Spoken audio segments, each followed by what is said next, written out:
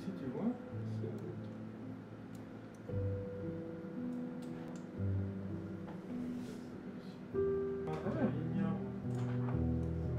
très tôt, l'idée de pouvoir voir dans quelqu'un sans devoir l'ouvrir, comme si on regardait un peu par un trou de serrure quelque part. Je veux dire, on voit des choses qu'on ne voit pas quand on regarde la globalité de l'extérieur, qu'on ne voit pas quand on fait un examen physique. Et donc, cet aspect-là me plaisait beaucoup.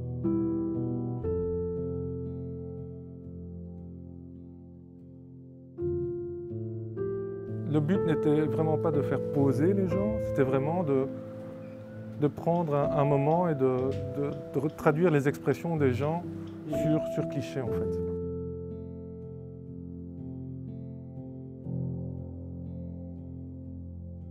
Quelque part, je trouve que le visage et l'expression donnent une idée de l'intérieur. Et actuellement, on ne voit plus une petite partie des gens. Enfin, il y a une partie qui manque, le sourire, il manque, mais on sourit des yeux. Et donc, ce sont des choses qu'on voit, qu'on devine, et ça laisse place à l'imagination aussi. C'est un peu comme en radiologie. Faire la radiologie, faire une image, et puis voir quelque chose et en déduire d'autres, une maladie, éventuellement planifier un traitement, des choses comme ça.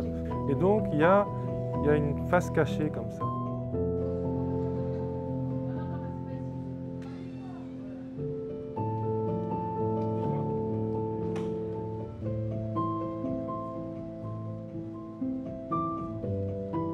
Dans une optique plus artistique, je me suis amusé à lui faire des clichés en rendu volumique. Donc en fait, c'est un rendu 3D, si on veut, de tels poumons de patients. Lui, il les a photographiés et au final, c'est sa photographie qui a été retenue pour faire la une du National Geographic.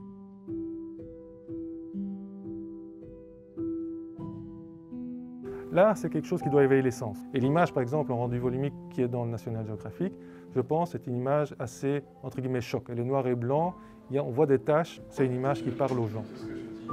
Tu vois, j'ai parlé de la plaque, je dis qu'il n'y avait pas d'autres plaques. Oui, tout à fait.